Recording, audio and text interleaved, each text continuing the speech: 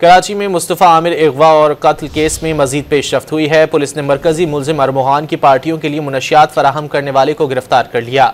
ज़राए के मुताबिक गिरफ्तार ड्रग सप्लायर के बंगले की तलाशी के दौरान 50 लाख रुपए मालियत की मुनशियात बरामद की गई। मुलजिम बराह रास्त बैनुल अक़वामी मुनशियात स्मगलर से मुनशियात मंगवाता था और अपने बंगले से ही मुनशियात फरोख्त करता था। अरमुहान फ़ोन कॉल पर अपनी पार्टियों के लिए मुनशियात का कहता था। अरमुहान के कहने पर मुस्तफ़ा आमिर कत्ल के शरीक जुर्म शिराज बंगले से जाकर लेता था।